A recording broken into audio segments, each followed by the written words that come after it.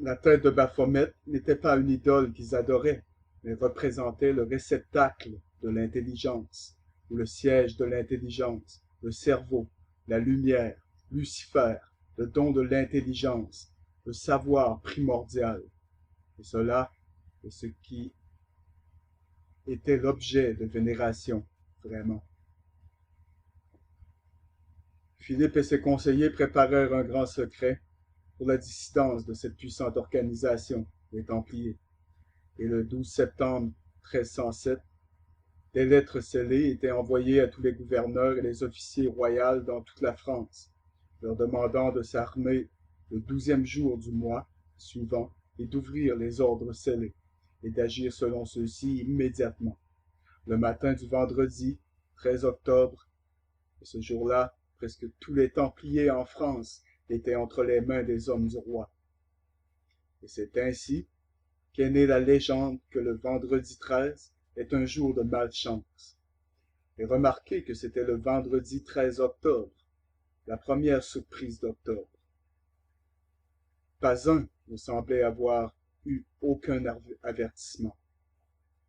Mais ils en avaient eu car, avant que le roi n'ait agi, les Templiers avaient transféré leurs richesses, leurs trésors et leurs avoirs hors du pays de France. Le jour avant son arrestation, le grand maître avait effectivement été choisi par le roi pour être un porteur de cercueil lors des funérailles de l'État.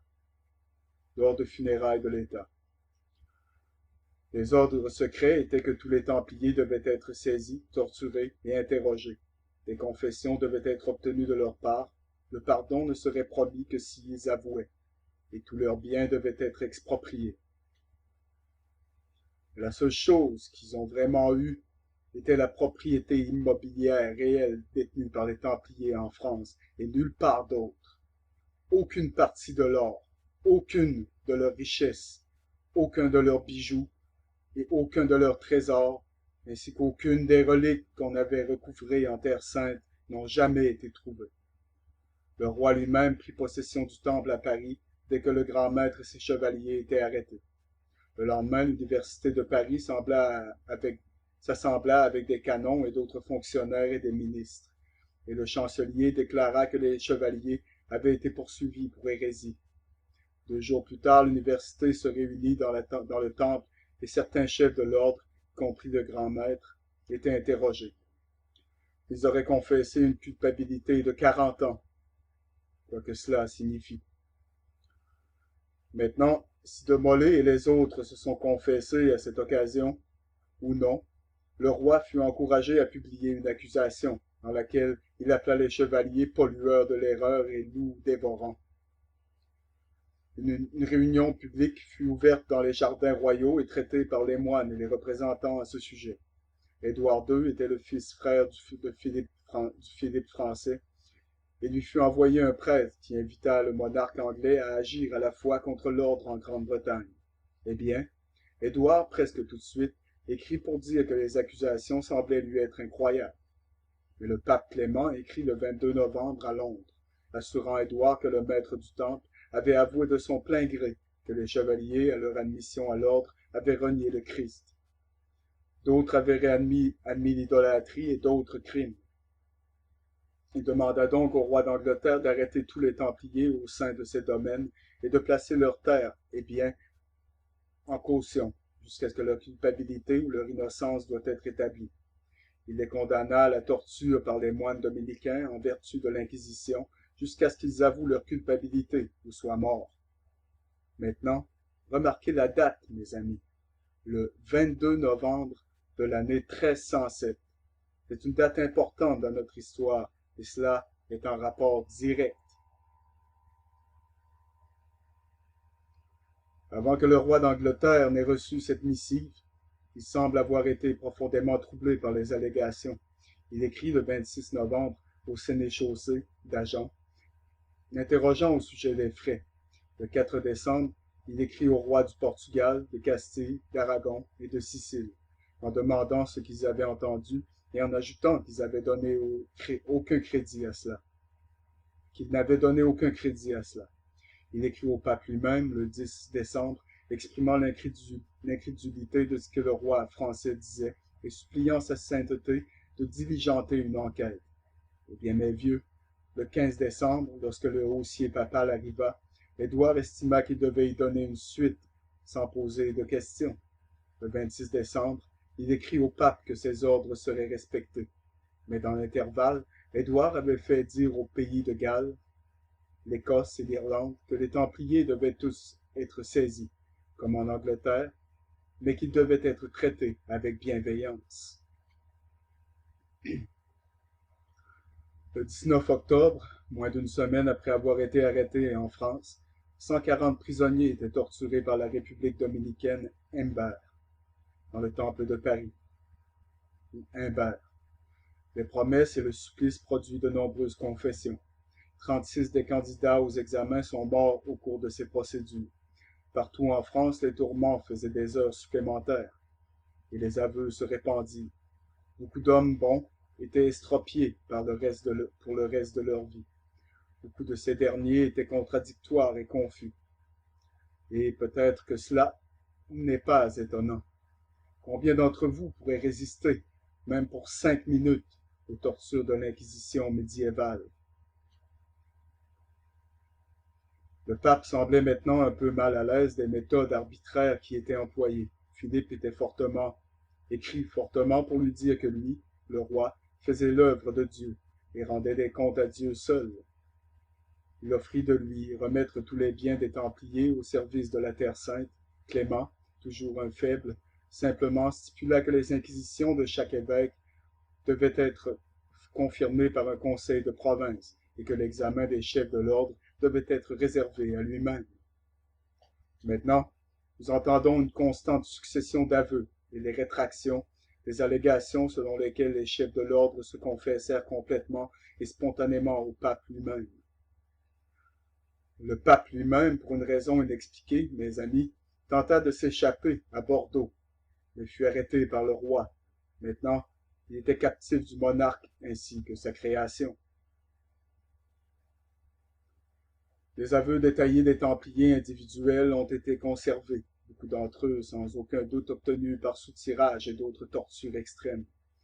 Les Templiers qui étaient prêts à défendre l'ordre devant le tribunal furent portés à Paris, au nombre de 546. Privés de leur habitude de chevalerie et des sacrements de l'Église, ils n'avaient pas les moyens d'acquérir des avocats de la défense. Leur nombre passant à 900, et maintenant ils réclamaient la présence du grand maître, qui était détenu ailleurs. Une loi d'accusation au nom du pape fut élaborée, et 75 Templiers à travers la défense. L'accusation était maintenant que, au moment de leur réception, ils devaient nier Dieu, le Christ, la Vierge, etc., et en particulier déclarer que le Christ n'était pas le vrai Dieu, mais un faux prophète qui avait été crucifié pour ses propres crimes et non pour le rachat du monde. Ils crachaient et foulaient aux pieds la croix, et surtout le vendredi. Ils adoraient un chat qui apparaissait parfois dans leur chapitre. Leur prêtre, quand ils célébraient la messe, ne prononçait pas les mots de la consécration. Ils croyaient que leur maître pouvait les absoudre de leurs péchés. On leur disait lors de leur réception qu'ils pourraient se livrer à toutes sortes de débauches. Ils ont des idoles dans toute leur province, certains avec 3 faces, certains avec une. Ils adoraient ces idoles dans leur chapitre, croyaient qu'ils pourraient les sauver, les considéraient comme les donneurs de la richesse pour l'ordre et de la fertilité pour la terre. Ils les touchaient avec des cordes qu'ils nouaient ensuite autour de leur propre corps, sous leur robe, et qui est encore pratiquée aujourd'hui par les francs-maçons et par l'Église mormone. Ceux qui, au moment de leur réception, ne seraient pas conformes à ces pratiques étaient mis à mort ou emprisonnés. La réponse des Templiers niait toutes les accusations et déclarait qu'ils avaient été soumis à toutes sortes d'illégalités depuis leur arrestation. 54 des chevaliers qui s'avaient portés volontaires pour défendre l'ordre étaient livrés aux flammes, ayant été déclarés hérétiques en rechute avant que les procès n'aient même commencé. Et vous allez voir ce numéro 54 surgir plus tard, et même dans les temps modernes. Et c'est parfois 54 plus 1, le grand maître. plus tard étaient brûlés sur le bûcher. 4 ans jour pour jour après leur première arrestation, le pape mena une convocation de 114 évêques pour parvenir à une décision finale à propos de l'ordre du Temple. Eh bien, mesdames et messieurs, les prélats de l'Espagne, l'Angleterre, l'Allemagne, le Danemark, l'Irlande, l'Écosse appelèrent les Templiers pour être autorisés à se défendre. Le pape déclara la fermeture de la session presque aussitôt. Il ne voulait pas en entendre parler. Sur 115 à 2000 Templiers qui se cachaient dans les environs, 9 chevaliers vinrent témoigner pour l'ordre. Le pape doubla ses gardes et envoya un message au roi de faire la même chose, car il y avait encore du danger des chevaliers masqués. Ils n'étaient pas entendus. Seul un prélat italien et 3 Français votèrent pour prévenir l'ordre de se mettre à sa défense. Maintenant, Philippe, décidant que quelque chose devait être fait pour accélérer les affaires, envoya pour Venise et la conférence. Son arrivée eut un effet électrique. Sous sa seule autorité, le pape presque immédiatement abolit l'ordre d'un consistoire secret. Et ce fut le 22 mars de l'année 1313. Et 1313 joue un nombre important. Plus tard, comme c'était une fameuse adresse à la Nouvelle-Orléans, comme certains d'entre vous pourraient se souvenir.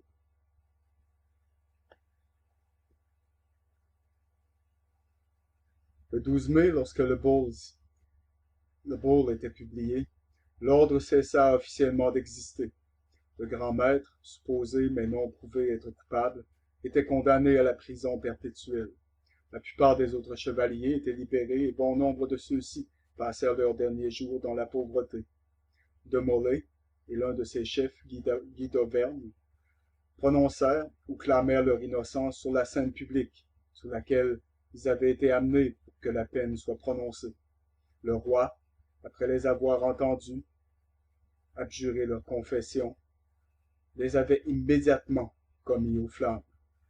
Et certains disent que, alors qu'il était brûlé sur le bûcher, que De Molay maudit à la fois le pape et le roi de France, affirmant que dans un certain court laps de temps, il les rencontrerait dans une autre vie, en face de Dieu, qui les jugerait pour leurs crimes. Mais cela est une histoire perpétrée par les Templiers, toujours pour donner du crédit à leur ordre. Bonne nuit et que Dieu bénisse chacun et chacune d'entre vous.